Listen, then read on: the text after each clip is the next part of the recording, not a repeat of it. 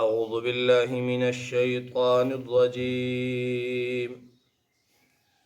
بسم الله الرحمن الرحيم.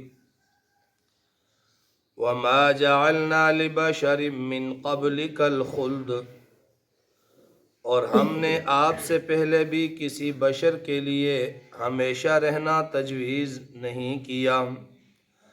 أَفَإِن مِّتَّ فَهُمُ الْخَالِدُونَ، پھر اگر آپ کا انتقال ہو جائے تو کیا یہ لوگ دنیا میں ہمیشہ رہیں گے؟ كُلُّ نَفْسٍ ذَائِقَةُ الْمَوْتِ، ہر جاندار نے موت کا ذائقہ چکھنا ہے. وَنَبْلُوكُمْ بِالشَّرِّ وَالْخَيْرِ فِتْنَةً، اور ہم تم کو بری بھلی حالتوں سے اچھی طرح آزماتے ہیں. وَإِلَيْنَا تُرْجَعُونَ، اور اس زندگی کے ختم پر اِلَيْنَا تُرْجَعُونَ، تم سب ہمارے پاس لوٹ کے آؤ گے.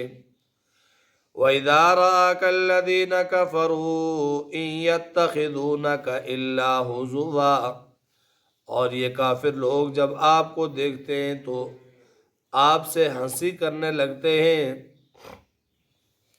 اور آپس میں یوں کہتے ہیں: أَهَذَا الَّذِي يَذْكُرُ آلِهَتَكُمْ، کیا یہ شخص ہے جو تمہارے معبودوں کا برائی سے ذکر کرتا ہے؟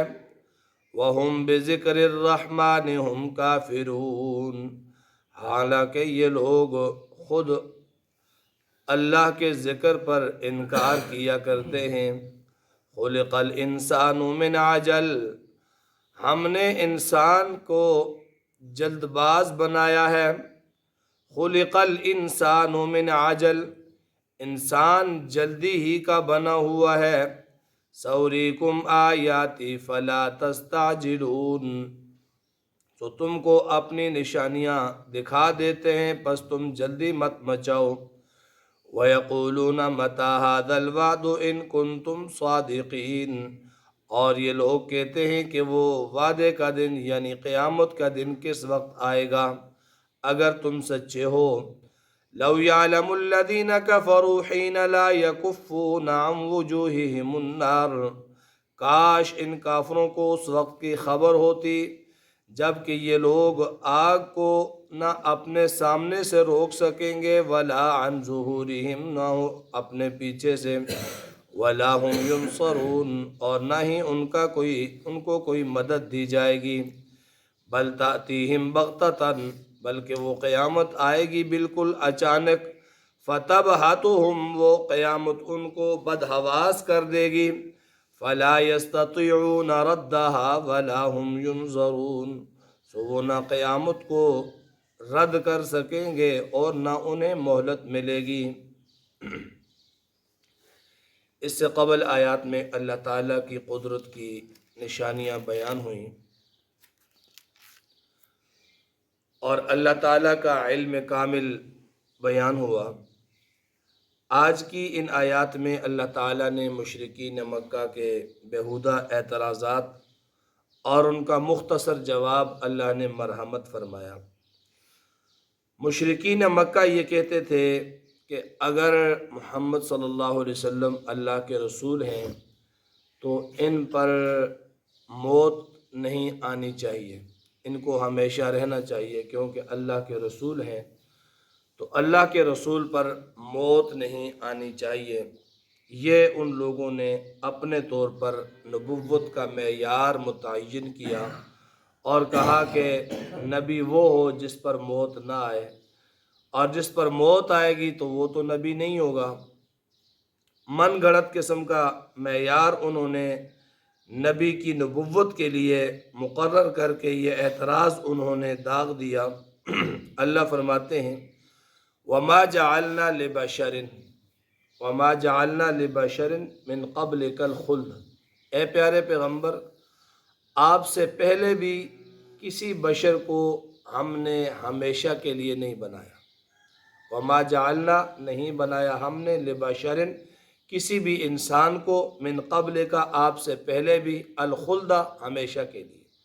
یعنی آپ سے پہلے جتنے پیغمبر آئے، رسول آئے، آپ تو اللہ کے آخری پیغمبر ہیں، آپ سے پہلے جتنے بھی پیغمبر اور رسول آئے کوئی بھی ان میں سے ایسا نہیں ہے جس پر موت نہ آئی ہو، سوائے حضرت عیسیٰ علیہ السلام کے کہ اللہ تعالیٰ نے انہیں آسمانوں پر اٹھا لیا اور قرب قیامت میں وہ ظاہر ہوں گے۔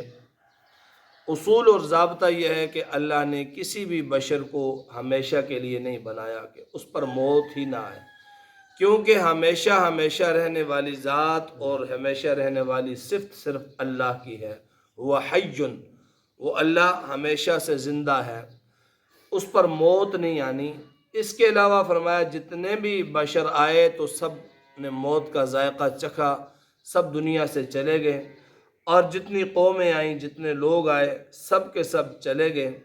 افا ام متا فہم الخالدون، اگر آپ پر موت آ گئی، آپ دنیا سے چلے گئے، آپ کا انتقال ہو گیا، تو فہم الخالدون، کیا وہ کافر، وہ مشرک، وہ آپ پر اعتراض کرنے والے ہمیشہ رہیں گے؟ فرمایا یہ ان کا اعتراض بالکل بیہودہ ہے۔ نبوت کا یہ معیار نہیں ہے، نبوت کا یہ پیمانہ نہیں ہے کہ وہ نبی پر موت نہ آئے۔ موت ہر انسان پر آتی ہے، کیونکہ اللہ کا یہ ضابطہ اور قانون ہے، کل نفس ذائقۃ الموت۔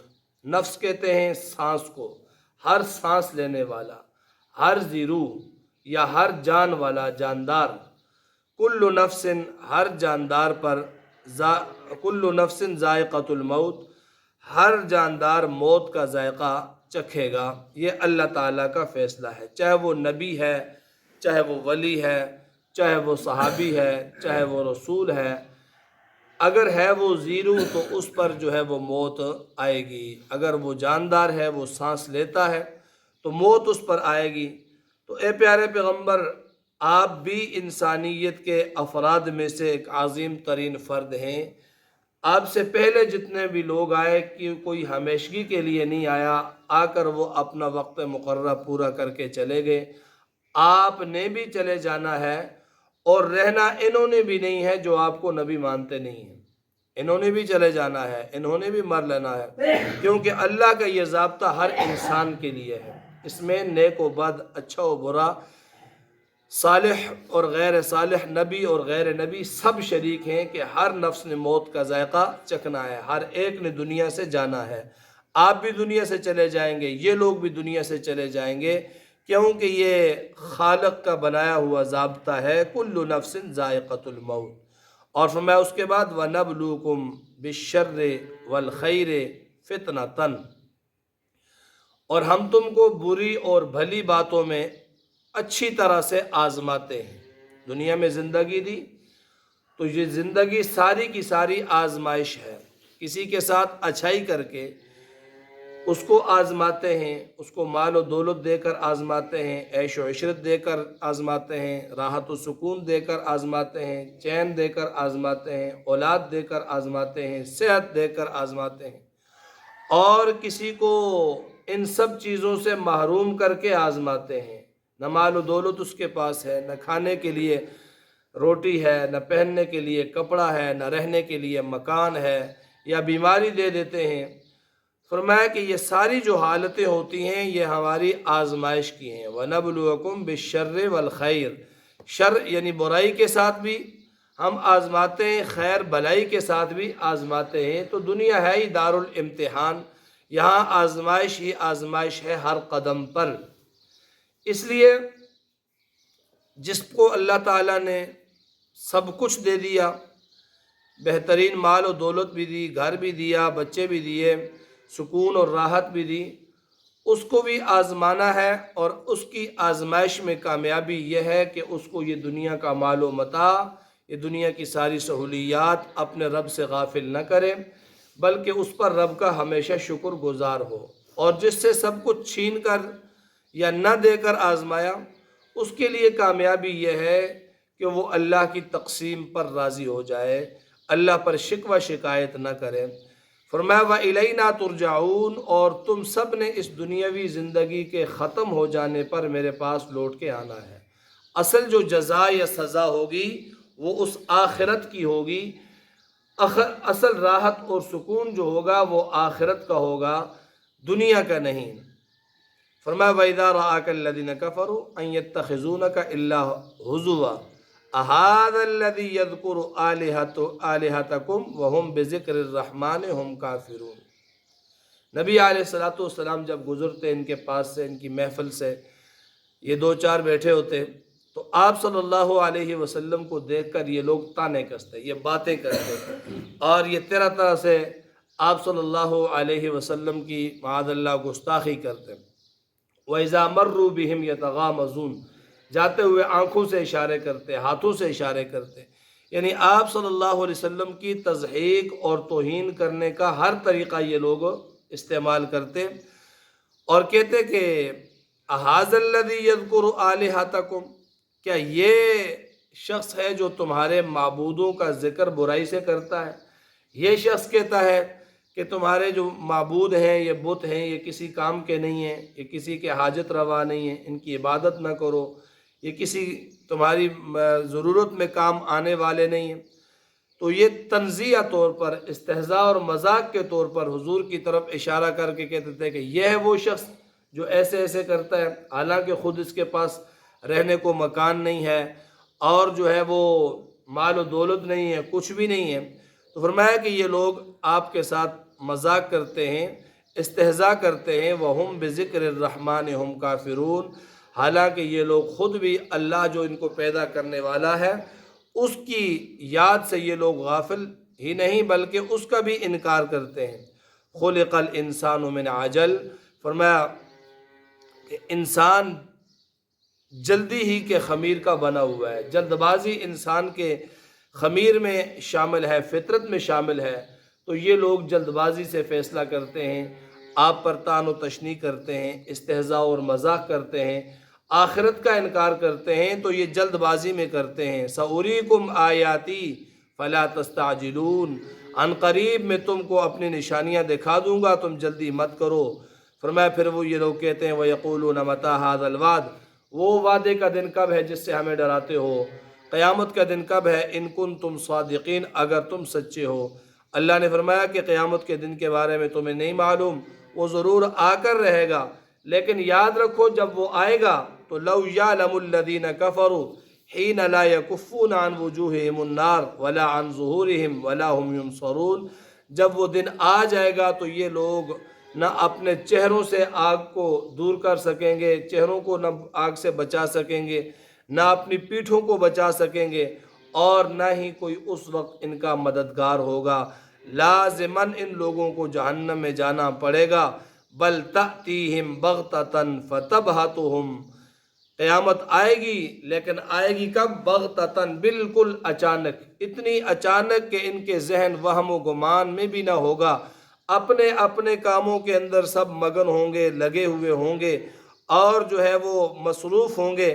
اچانک قیامت آئے گی تو کیا ہو جائے گا؟ فتبہتہم، ان کو مبہوت کر دے گی، بدحواس کر دے گی، کچھ نہیں سوجے گی کہ اب کیا کریں۔ اتنی اچانک جب آئے گی تو سارے کے سارے مبہوت ہو جائیں گے، سارے کے سارے لوگ بدحواس ہو جائیں گے، کسی کو کچھ پتہ نہیں چلے گا کیا کریں۔ فرمایا فَلَا يَسْتَطِيعُونَ رَدَّهَا وَلَا هُمْ يُنظَرُونَ، اور پھر نہ اس کو ہٹانے کی طاقت ہوگی ان کے پاس اور نہ ان کو مہلت دی جائے گی۔ وَلَقَدِ